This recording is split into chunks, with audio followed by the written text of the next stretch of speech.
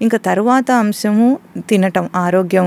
అంటే ఈ కూరగాయలు, ఈ శాకాహారము, ఇటువంటి పప్పు దినుసులు ఇవే కాకుండా రెండవ అంశం మీద కూడా మనం ఈరోజు దృష్టి పెట్టవలసి వస్తుంది. అదేమిటి అంటే శారీరక వ్యాయామం. మనిషి దేహం ఎట్లా రచింపబడిందంటే దాన్ని కదలికలు, భౌతికంగా మనం కదలికలతో వ్యాయామం చేసినట్లుగా చేస్తే దానికి బలం వస్తుంది. పూర్వం చెప్పేవాళ్ళు పని చేస్తే బలం వస్తుంది అని. ఈరోజు మనం ఏమనుకుంటాము, బలం లేక పని చేయటం లేదనుకుంటాం. కాదది పని చేయకపోవటం వల్ల బలం లేకుండా అయ్యింది దేహం. ఇప్పుడు మళ్ళీ ఆ పనులు చేసుకోవాలంటే రోజు మన అవసరాలను తీర్చుకోవాలంటేనే మనం మిషన్ల మీద ఆధారపడాల్సి వచ్చిన రోజులు వచ్చినాయి. ఎందుకు ఇవన్నీ అయినాయి? వీటి వల్ల మనకు వచ్చిన నష్టం ఏమిటి అంటే పిల్లలు పుట్టే ఒక సహజ ప్రక్రియ, ప్రకృతిలో ఉన్న సహజ ప్రక్రియ పిల్లలు పుట్టడం.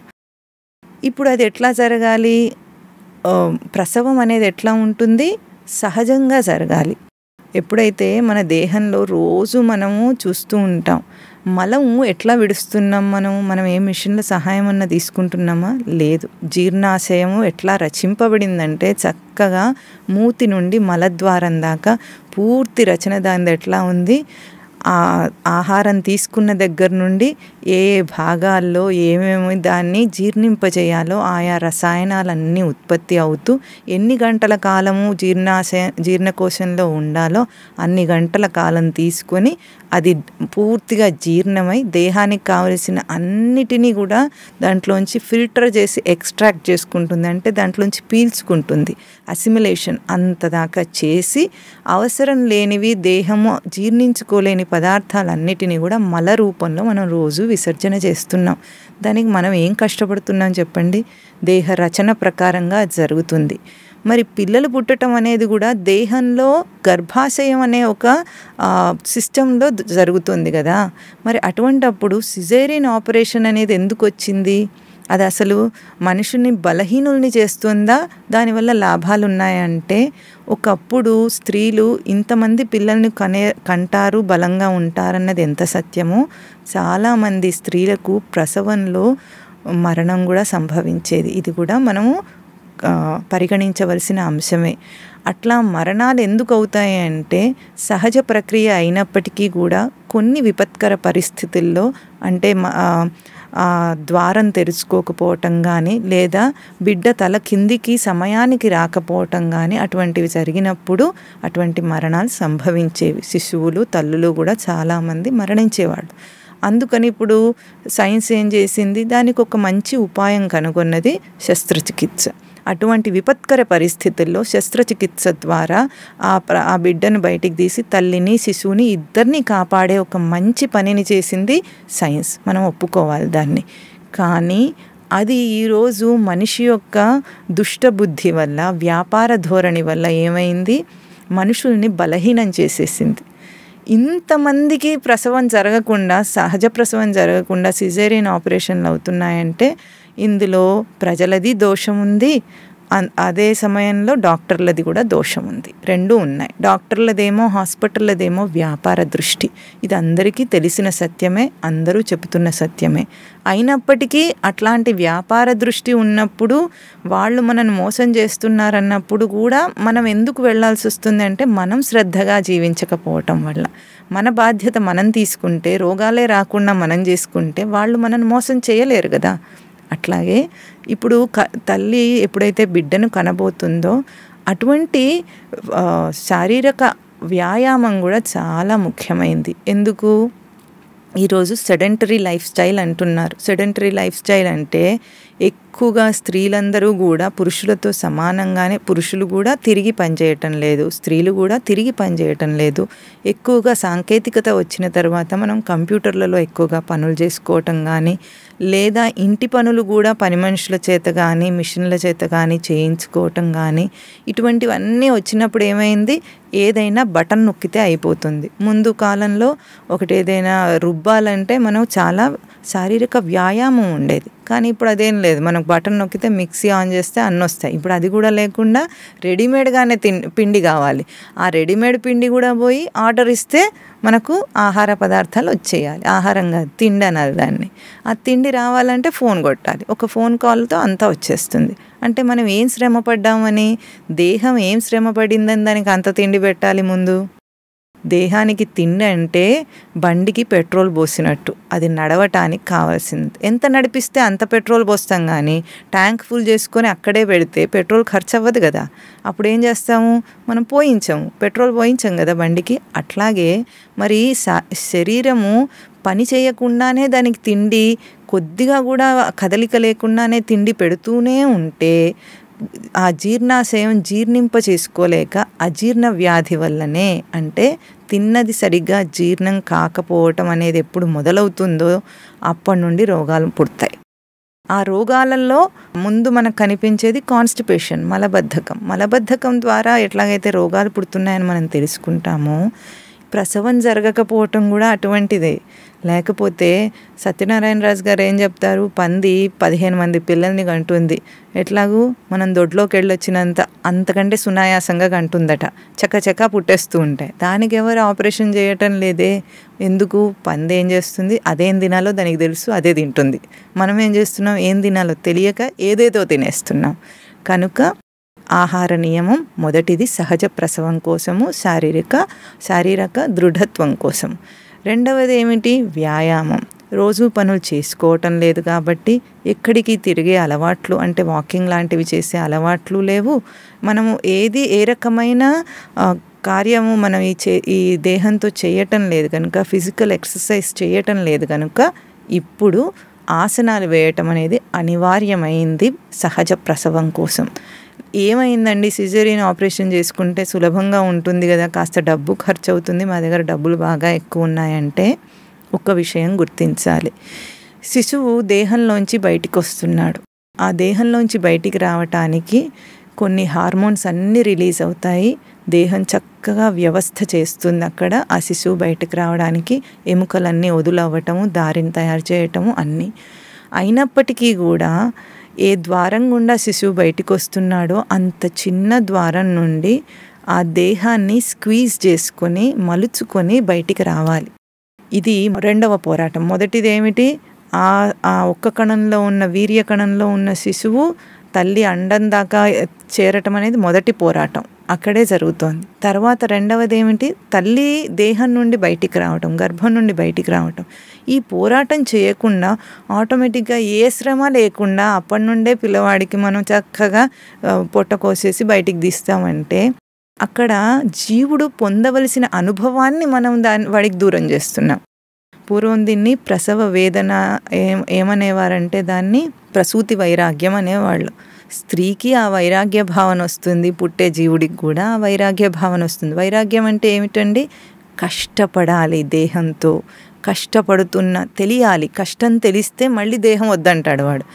అన్నీ చక్కగా అమరి ఉంటే వాడికి సుఖమే ఉంటే, కష్టం తెలియకుండా ఉంటే జీవుడు ఈ జనన మరణ ప్రవాహ సంసారం నుండి ఎట్లా బయటపడతాడు? ఇది ఒక చక్రం. కనుక రెండవ పోరాటం జీవుడు సహజంగా బయటికి రావాలి. దీనికి మనము వాడికి కావలసిన ఏర్పాటు చేయాలి. ఈరోజు కేవలం లైఫ్ స్టైల్ కారణంగానే ఇది జరగటం లేదు. కనుక శారీరక వ్యాయామం అనేది చాలా ముఖ్యమైనది. కనుక అటువంటివి ప్రీనేటల్ ఆసన అంటారు దాన్ని. ప్రీనేటల్ ఆసన అంటే గర్భకాలంలో గర్భిణిగా ఉన్న స్త్రీలు చేయతగిన ఆసనములు కొన్ని ఉంటాయి. ఇవన్నీ కూడా రోజుకు అరగంట 30 గంట సేపు చేస్తే అప్పుడు సహజంగా ప్రసూతి అవుతుంది. తినే ఆహారము, చేసే వ్యాయామం, ఈ రెండిటి వల్ల. అంటే ఇందులో కూడా మళ్ళీ 2 స్థాయిలు ఉంటాయి. ఒకటి మనం ఇందాక చెప్పుకున్నప్పుడు శారీరక స్థాయి, మానసిక స్థాయి అన్న ఆ రెండింటిలో కూడా ఇంకొకటి మన శాస్త్రం ఏం చెప్పింది, ప్రాణవాయువు అనేది ఒకటి ఉంది మనకు. అంటే ప్రాణమయ కోశం అనేది కూడా ఉంటుంది. 5 కోశాలు చెప్తారు, అన్నమయ కోశము, ప్రాణమయ కోశము, మనోమయ కోశము, విజ్ఞానమయ కోశము, ఆనందమయ కోశం అని.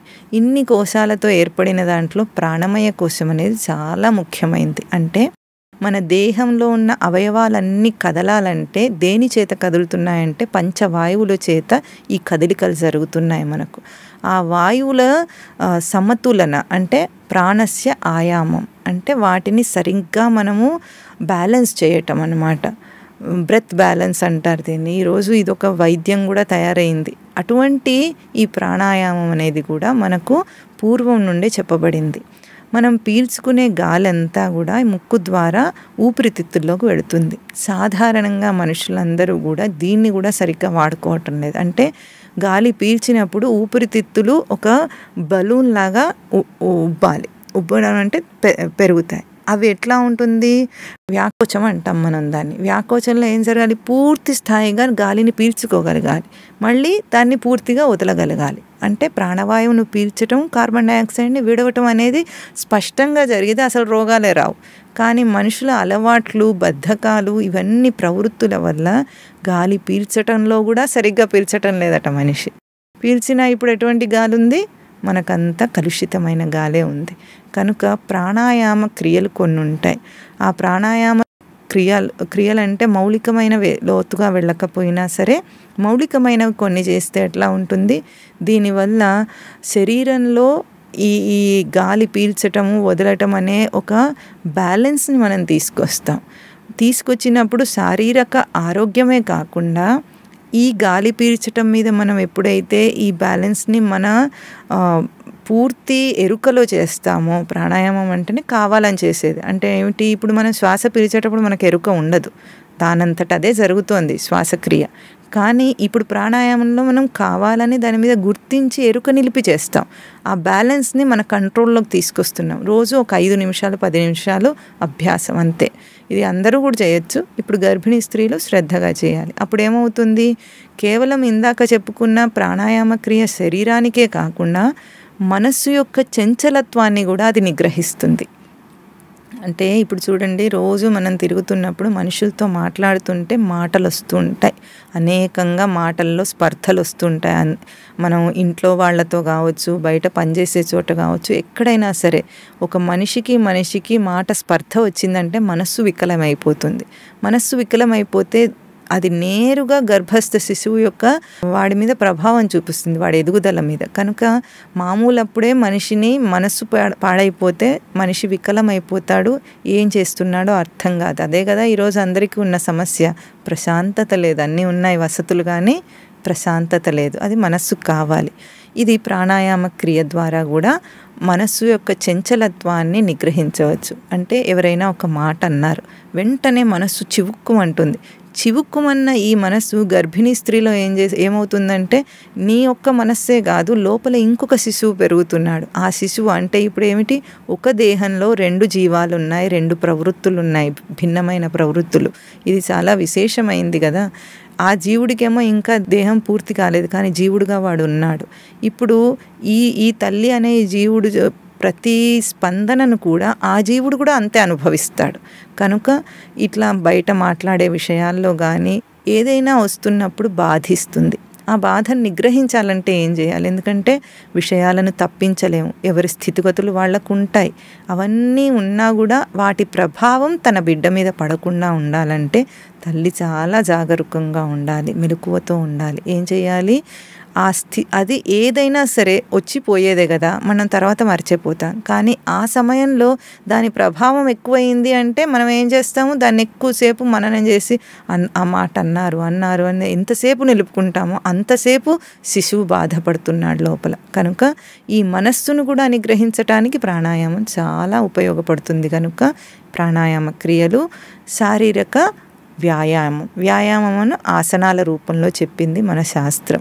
ఆసనాలు అంటే మళ్ళీ ఇప్పుడు ఆసనాలకు కూడా కొత్త రకాలు ఎన్నో పుట్టుకొస్తున్నాయి. కానీ అన్నిటికంటే మనకు శాస్త్రీయంగా చెప్పిన ఈ ఆసనాలు అయితే మనకు చాలా ఉపయోగంగా ఉంటాయి. కనుక ఈ వ్యాయామం అంతటినీ కూడా క్రమబద్ధంగా బద్ధకించకుండా తన శిశువు యొక్క పరిపూర్ణ ఆరోగ్యం కోసం, పరిపూర్ణ ఎదుగుదల కోసం ఒక స్త్రీ తపస్సు చేయాలి. పిల్లల్ని కనటం అంటే సరదా కాదు. పిల్లల్ని కనటం అనేది ఏదో యాక్సిడెంట్ కాదు. ఈరోజు ఎట్లాగంటారు పిల్లల్ని? యాక్సిడెంటల్‌గా జరిగినట్టుగా ఉంటుంది. దేనికైనా ఒక ప్రణాళిక ఉంటుంది. పిల్లలను కనటానికి ప్రణాళిక అక్కర్లేదా? జీవిత పర్యంతం తనకు తోడుగా ఉండేవాడు. మళ్ళీ తర్వాత వాడొక శిశువుగా, వాడొక జీవుడుగా ఎదగవలసిన వాడు. ఇది ఎంత గొప్ప ప్రక్రియ. ఈరోజు మాకు సమయం లేదు, టైం లేదు, మాకు ఇంట్రెస్ట్ లేదు అని అనుకుంటే కనే హక్కు లేదు. ఇప్పుడు పిల్లల్ని కనటం మీద శ్రద్ధ పెట్టకపోతే రేపు పుట్టిన తర్వాత వాళ్ళని పెంచటంలో ఏం శ్రద్ధ పెడతారు? మళ్ళీ వాడు ఇట్లా అయ్యాడు, అట్లా అయ్యాడంటే అట్లాగే అవుతాడు మరి. మనం ఏం చేస్తున్నాము? As you so you reap. ఎట్లా విత్తనం నాటుతావో అదే పంటను పొందుతాం అనేది మనకు తెలిసిన సామెతయే కదా. మరి అటువంటప్పుడు దీని మీద శ్రద్ధ పెట్టకుండా సమయం లేదు అని దాటేయటానికి హక్కు లేదు.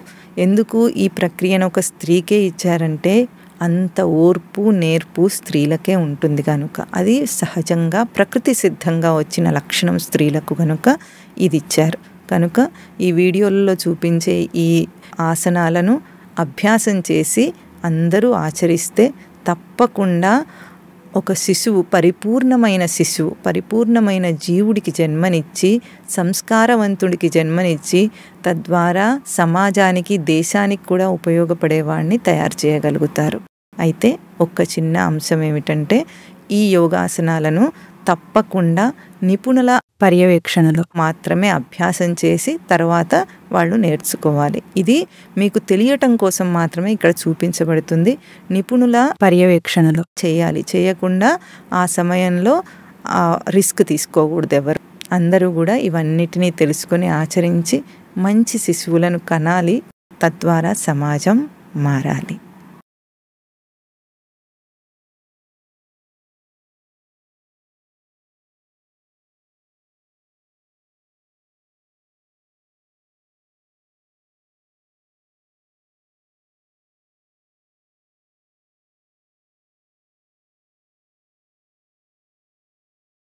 ప్రీనేటల్ ఆసన, గర్భకాలంలో అభ్యాసం చేయవలసిన ఆసనములు. ముందుగా మీ కుడి చేతిని ఛాతీ మీద ఉంచి ఎడమ చేతిని గర్భం మీద పెట్టి 3 సార్లు దీర్ఘ శ్వాసను తీసుకోండి.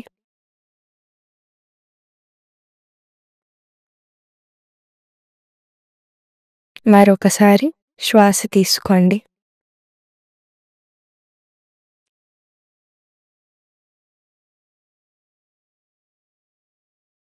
మరొకసారి శ్వాస తీసుకోండి.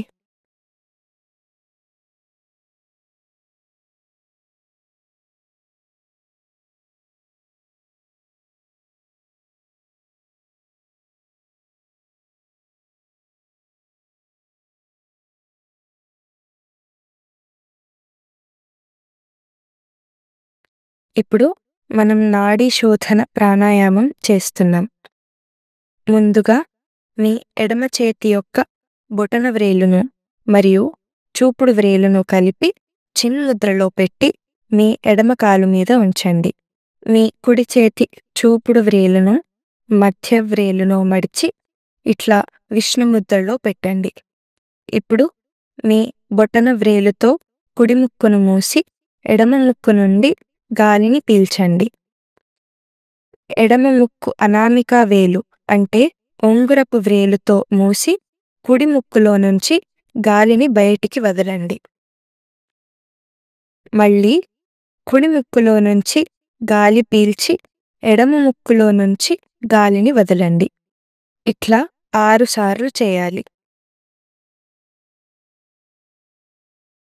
ఇప్పుడు మీ ఎడమ ముక్కును అనామిక వేలు అంటే ఉంగరపు వ్రేలుతో మూసి కుడి ముక్కులో నుంచి గాలిని బయటికి వదలండి. మళ్ళీ కుడి ముక్కులో నుంచి గాలి పీల్చి ఎడమ ముక్కులో నుంచి గాలి వదిలేయండి.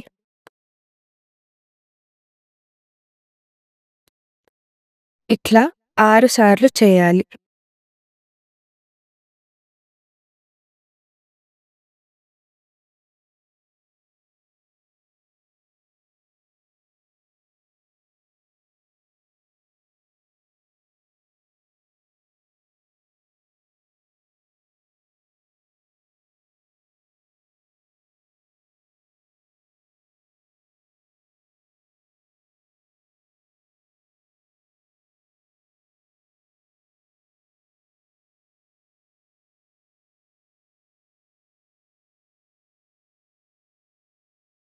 6 సార్లు పూర్తి అయిన తర్వాత నిదానంగా కళ్ళు తెరవండి. ఇప్పుడు మీ మెడను ఎడమవైపు నుండి కుడివైపుకు, కుడివైపు నుండి ఎడమవైపుకు 8 సార్లు తిప్పండి. 1 2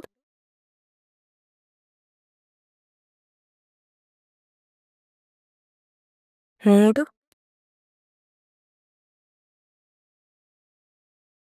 4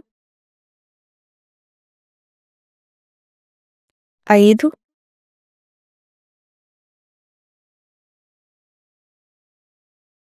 6 7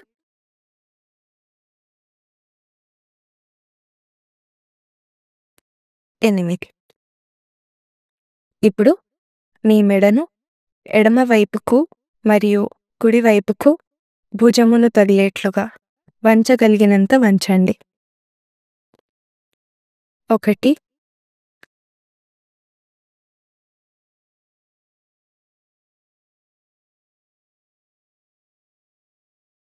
2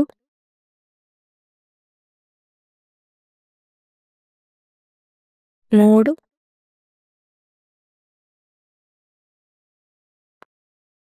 4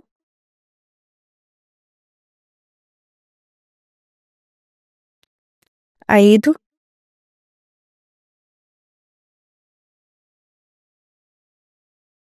6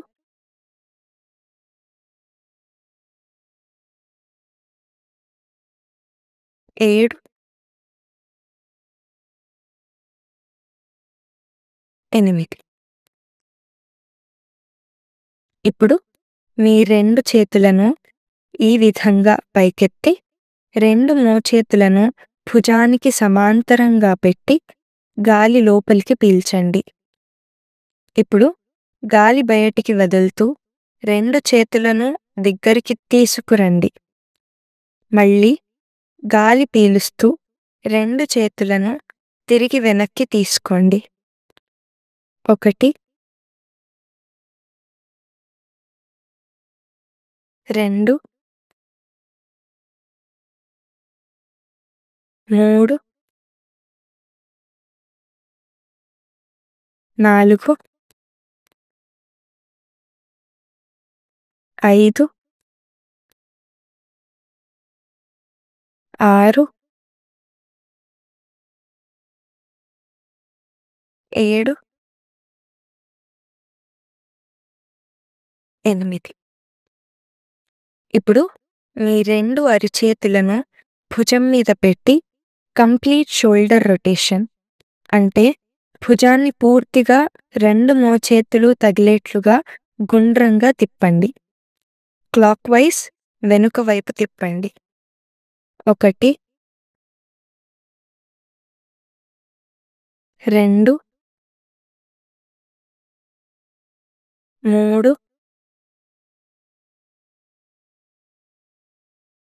4 5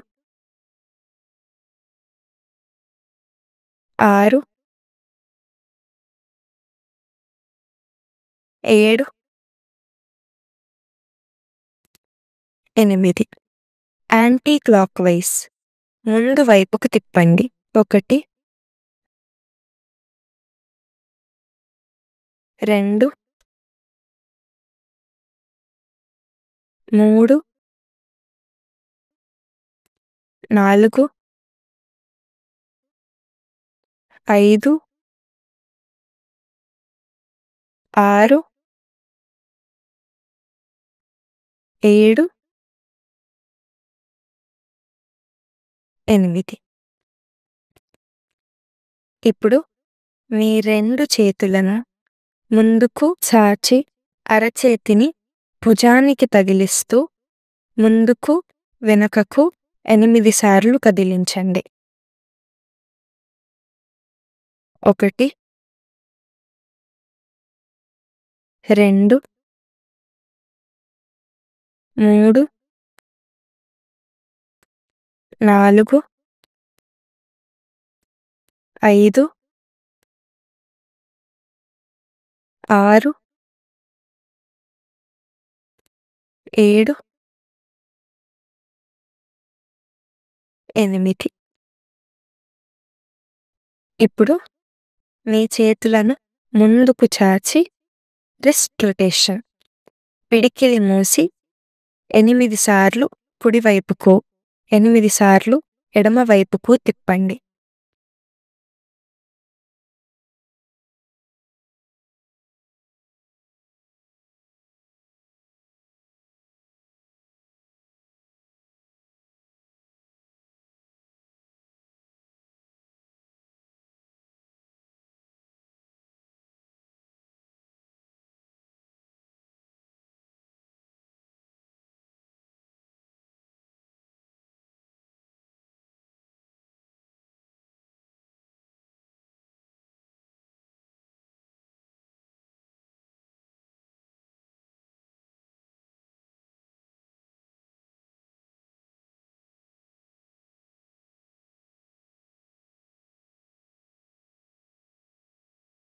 ఇప్పుడు మీ కుడి చేతిని పైకెత్తి ఎడమ వైపుకు వంగగలిగినంత మాక్సిమం స్ట్రెచ్ ఇస్తూ వంచండి.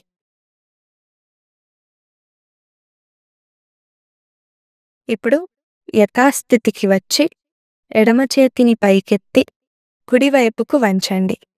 ఇట్లా 8 సార్లు చేయాలి. 1,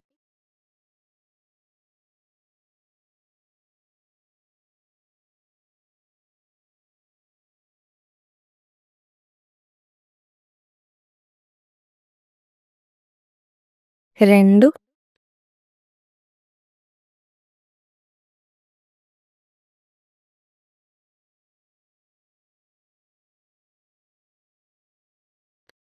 3,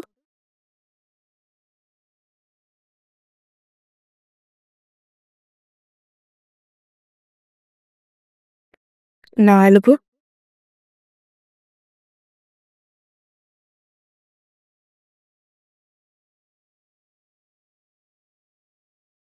5,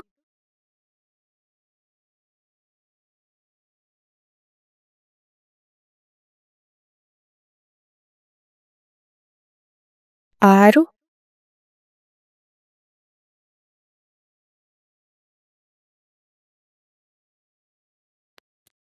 7,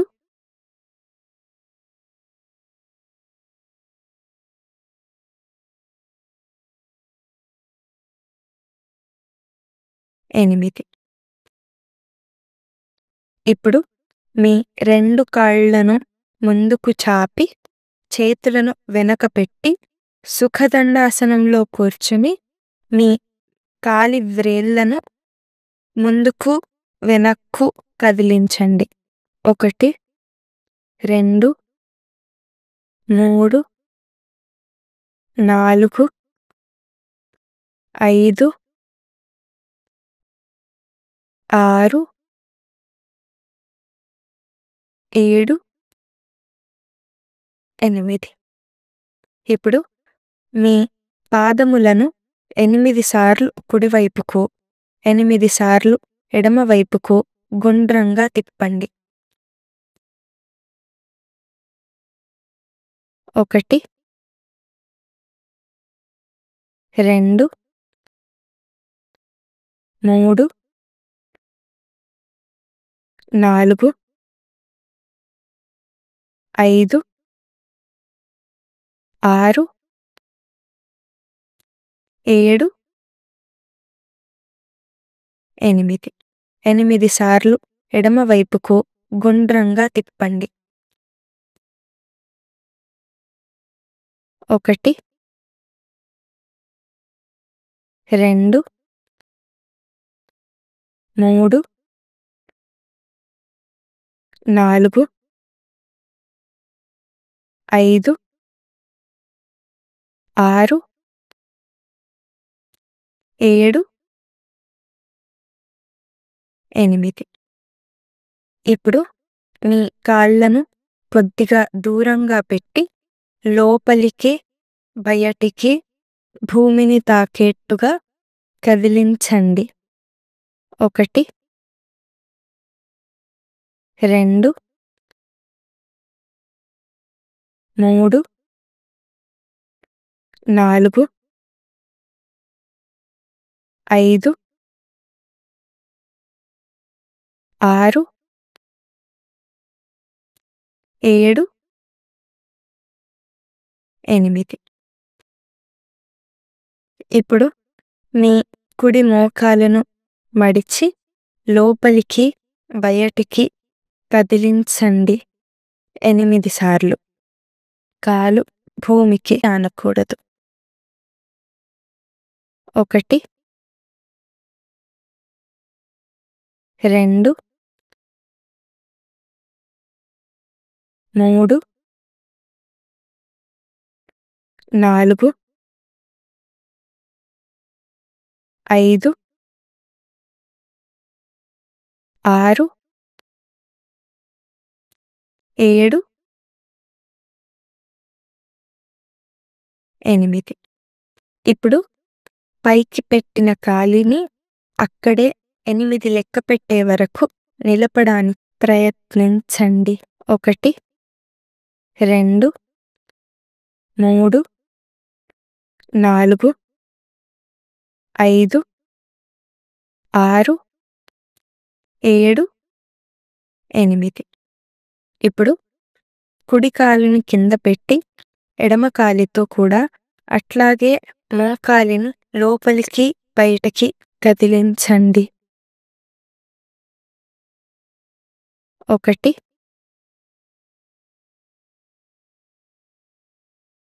2 3 4 5 6 7 8. ఇప్పుడు పైకి లేపిన కాలిని అక్కడే 8 లెక్క పెట్టే వరకు నిలపడానికి ప్రయత్నించండి. 1 2 3 4 5 6 7 8.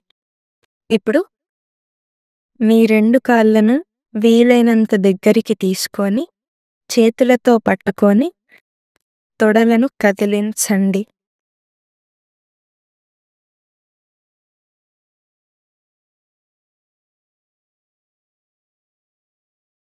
1 2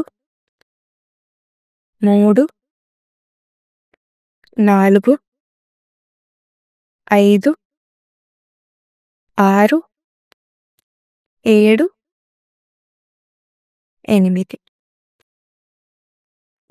దీనిని బటర్‌ఫ్లై పోజ్, బద్ధ కోణాసనం అంటారు.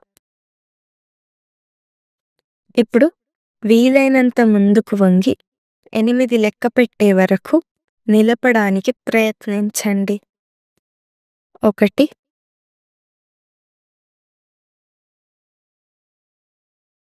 2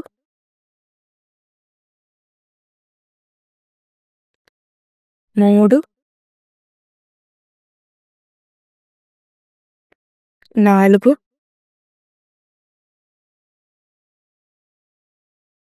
5 6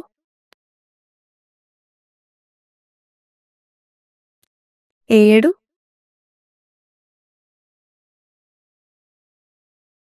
8.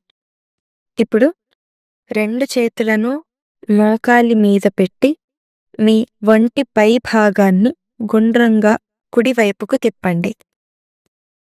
1 2 3 4 5 6 7, 8. ఇప్పుడు ఎడమ వైపుకు గుండ్రంగా తిప్పండి. 1, 2, 3, 4, 5, 6, 7, 8. ఇప్పుడు మీ 2 కాళ్ళను దూరంగా పెట్టి మీ 2 చేతులను పైకి చాచి కుడివైపుకు వంగడానికి ప్రయత్నించండి. 1, 2, 3, 4,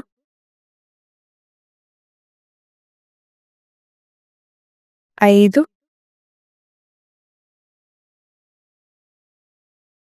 6, 7, 8. దీనిని ఎడమ వైపుకు కూడా అట్లాగే చేయండి. 1, 2, 3, 4, 5,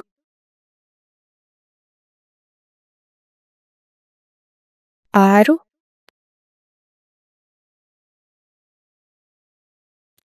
7, 8.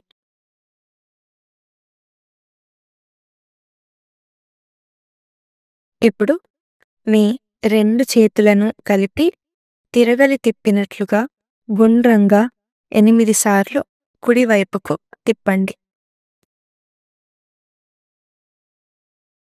1,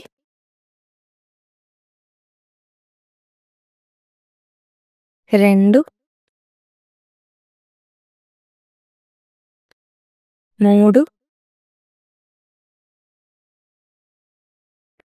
4, 5,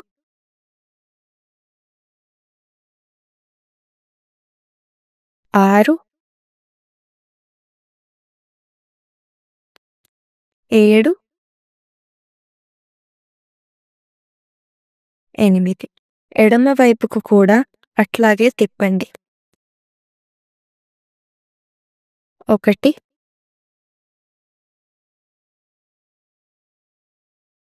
2, 3, 4,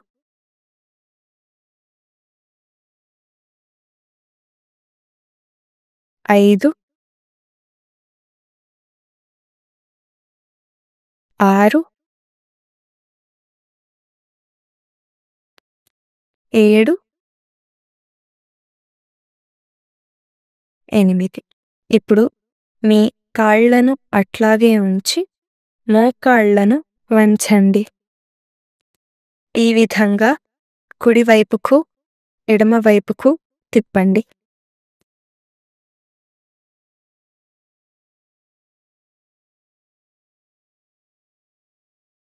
1,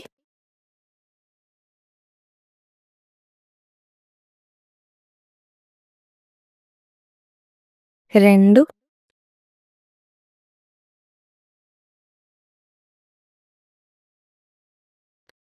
3,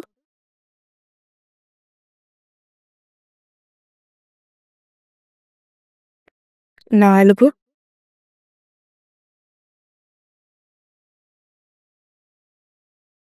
5,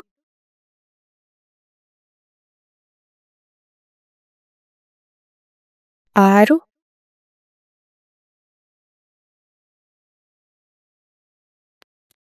7, 8. ఇప్పుడు మీ కాళ్ళను వజ్రాసనంలోకి తెచ్చుకొని మీ 2 చేతులు ముందుకు పెట్టి క్యాట్ అండ్ కౌ పొజిషన్ మార్జారి ఆసనంలోకి రావాలి.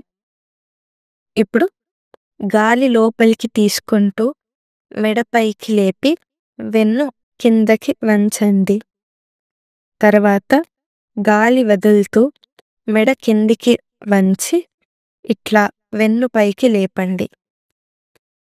ఇట్లా 8 సార్లు చేయాలి. 1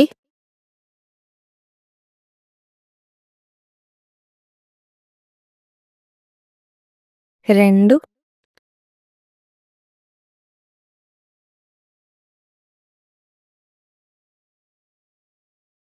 3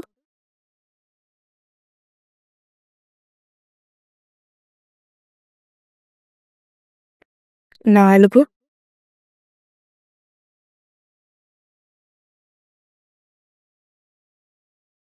5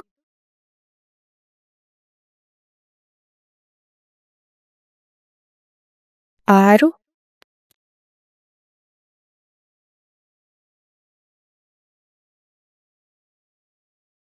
7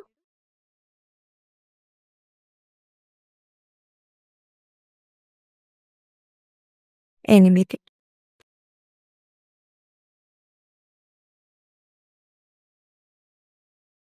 ఇప్పుడు మీ కుడి కాలిని లేపి వెనక్కి చాచి మళ్ళీ అదే స్థానానికి తీసుకురండి.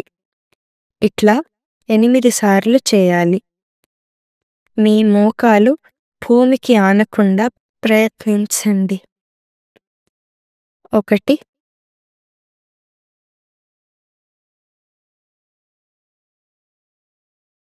2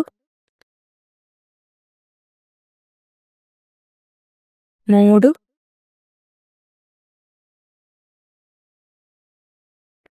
4 5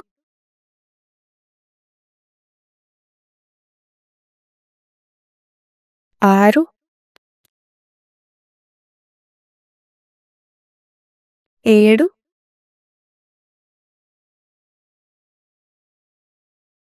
8 ఎడమ వైపుకు కూడా అదే విధంగా 8 సార్లు చేయండి. 1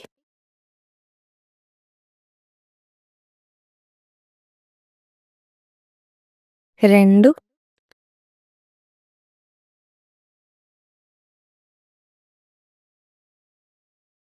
3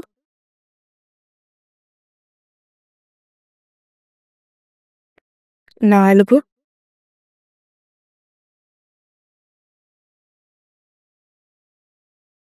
5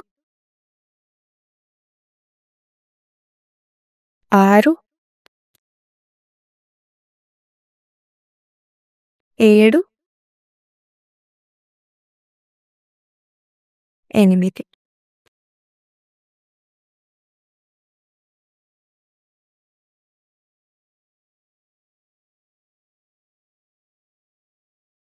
ఇప్పుడు మీ 2 కాళ్ళను కింద పెట్టి కుడి చేతిని పైకెత్తి మీ కుడి చేతిని చూసుకోండి. మళ్ళీ కుడి చేతిని కింద పెట్టి ఎడమ చేతిని పైకెత్తి కింద పెట్టండి. ఇట్లా 8 సార్లు చేయాలి.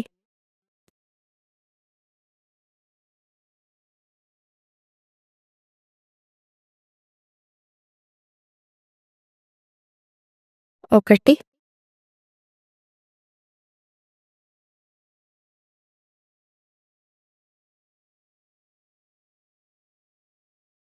2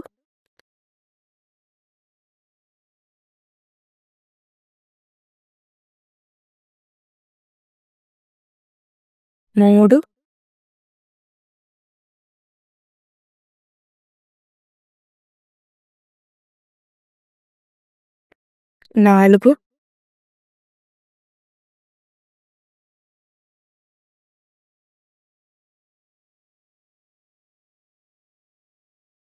5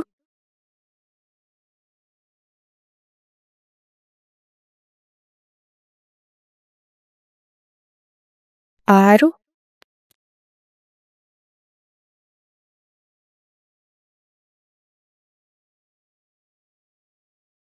7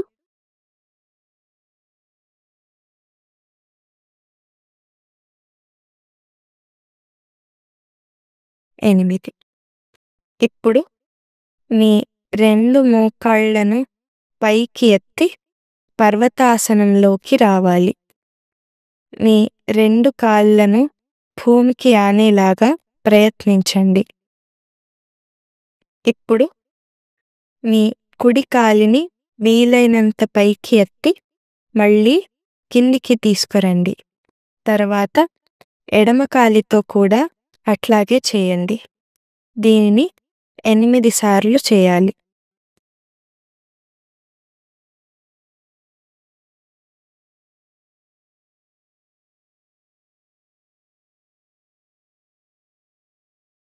ఒకటి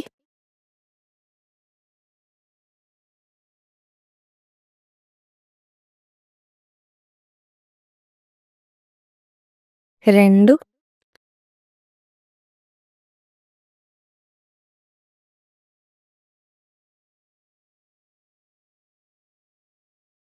3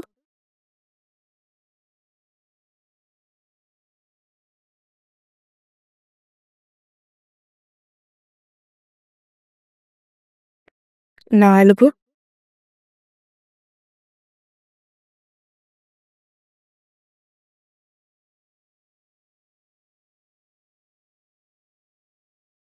5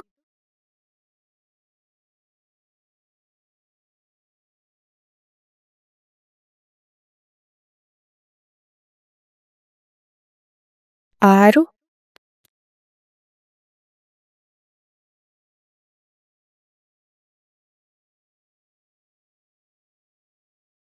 7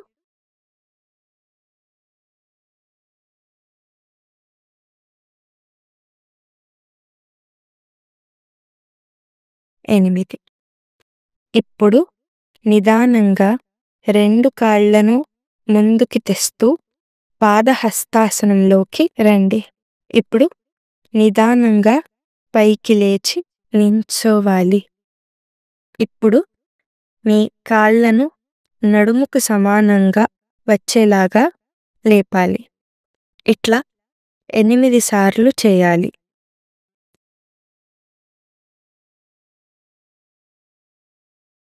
ఒకటి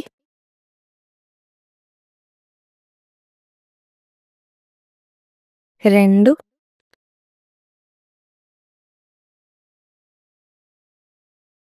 3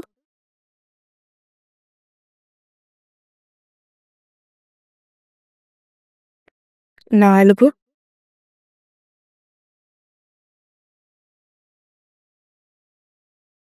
5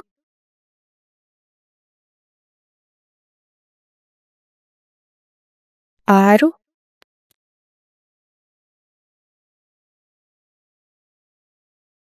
7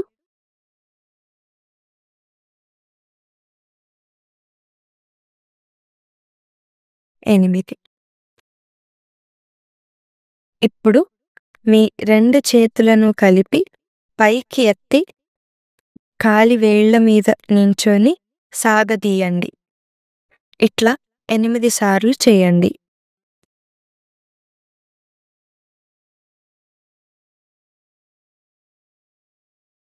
ఒకటి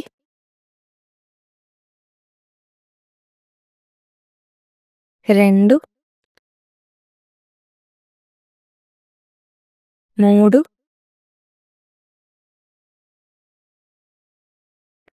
4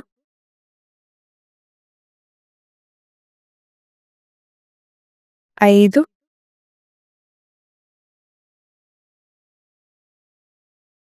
6 7 8 ఇప్పుడు మీ చేతులను అట్లాగే పైన ఉంచి కుడి కాలిని ఎడమ కాలి వెనుక ఉంచి ఎడమ వైపుకు వంగండి. అట్లాగే మీ ఎడమ కాలిని కూడా కుడి కాలు వెనుక పెట్టి కుడి వైపుకు వంచండి. ఇట్లా 8 సార్లు చేయండి.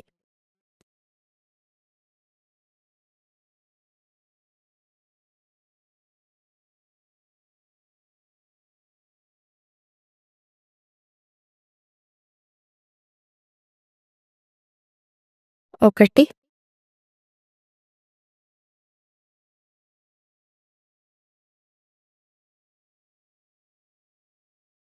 2,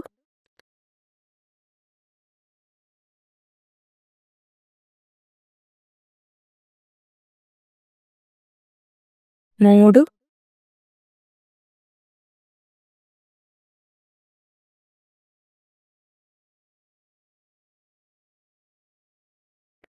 4,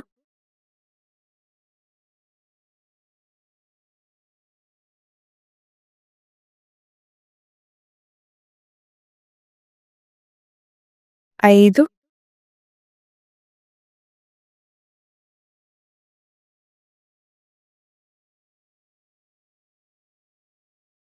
6,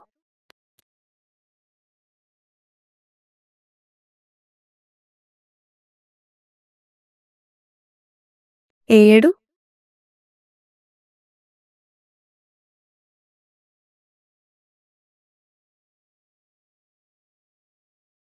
8.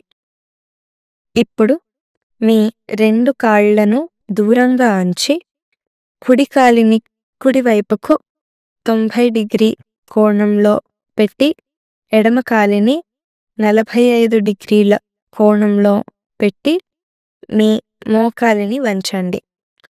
మళ్ళీ వెనక్కి వచ్చేయండి. 2 చేతులు పైన నమస్కారం ముద్రలో పెట్టండి. దీనిని వారియర్ పోస్, వీరభద్రాసనము అంటారు. ఇట్లా 8 సార్లు చేయండి. 1,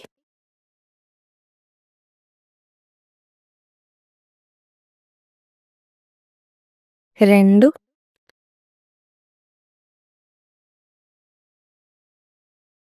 3,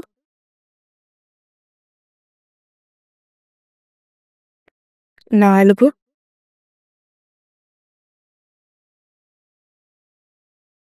5,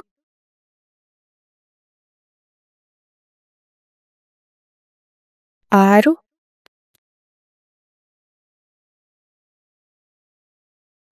7,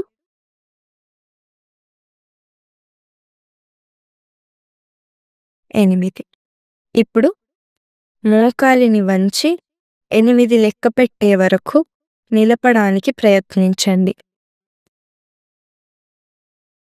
1, 2, 3, 4, 5, 6, 7, 8. ఇప్పుడు ఎడమ వైపుకు ఇదే క్రమాన్ని అనుసరించండి.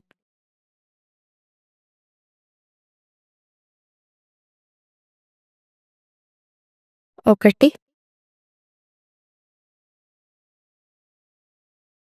2,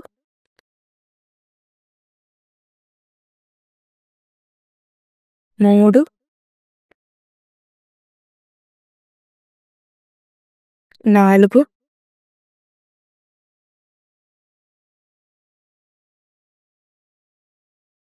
5,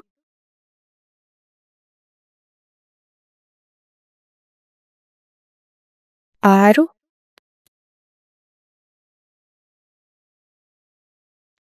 7, 8. ఇప్పుడు ఎడమ వైపుకు కూడా మోకాలు వంచి 8 లెక్క పెట్టే వరకు నిలపడానికి ప్రయత్నించండి. 1, 2, 3, 4 5 6 7 8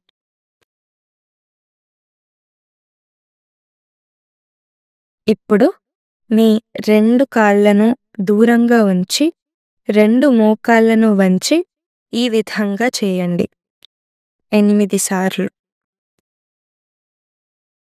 1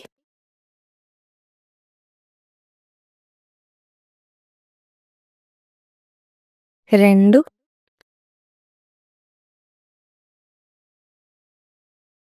3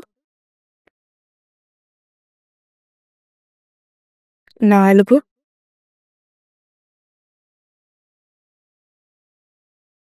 5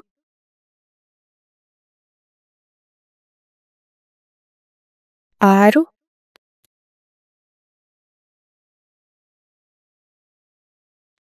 7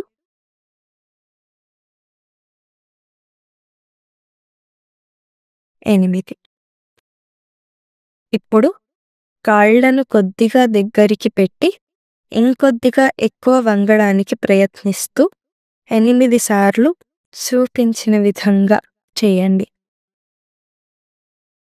1 2 3 4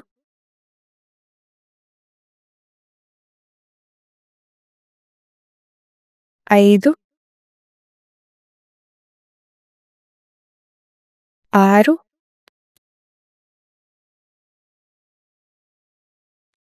7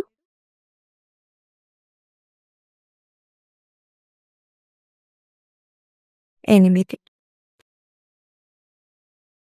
8 లెక్క పెట్టే వరకు నిలపడానికి ప్రయత్నించండి. 1 2 3 4 5 6 7 8 ఇప్పుడు పూర్తిగా కిందకి వంగి మీ కాలి బొటన వ్రేలును పట్టుకొని గార్లాండ్ పోస్ మాలాసనంలోకి రండి. ఇక్కడ నుంచి మోకాలు పైకి లేపి పాదహస్తాసనంలోకి రండి. మళ్ళీ మాలాసనంలోకి రావాలి. ఇట్లా 8 సార్లు చేయండి. 1 2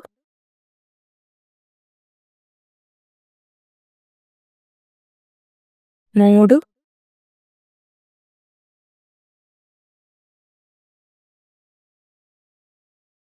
4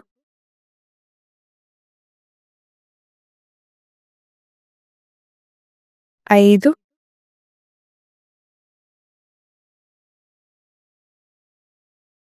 6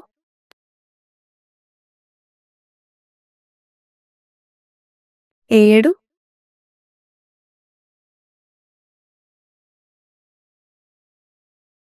8